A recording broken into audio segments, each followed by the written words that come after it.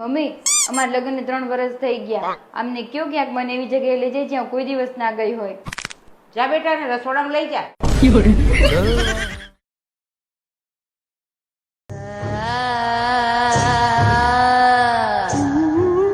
હે માં, લે ઓળખી ગઈ તું?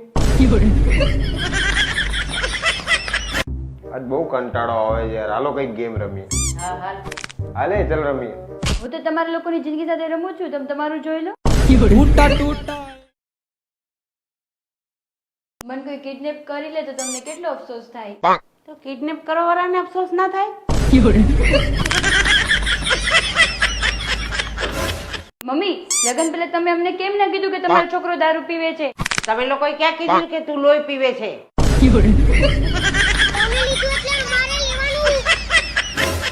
તું જાને યાર મગજ ના ખરાબ કર. તે મારા મગજ નું દહીં કરી હું તમારાથી કંટાળી ગઈ છું. વધારે બોલશો ને તમે બાજવાનું બંધ કરો, કઈક એવું કામ કરો કે કોઈને તકલીફ ના પડે. Good night.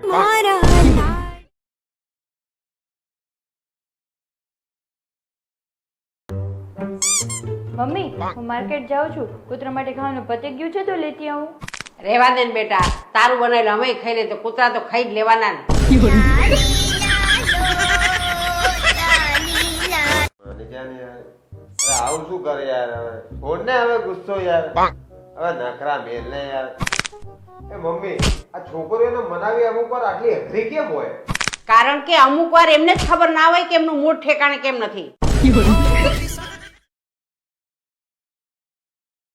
3 વાગી ગયા, હજી તમે ગયા નથી. મમ્મી આમને કઈક સમજાવો. બધે મોડા જ હોય છે, ઓફિસમાં મોડા, પિક્ચર જોવા મોડા. અને મને યાદ છે કે લગ્નમાં મોડા જ આવ્યા હતા. વધારે લગ્નમાં મોડું પડવાની જરૂર હતું.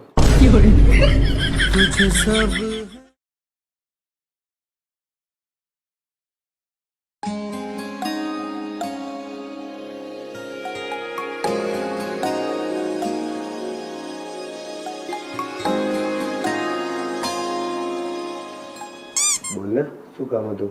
કઈ કામ નહીં, આ તો આંગળીની તાકાત જોતી હતી.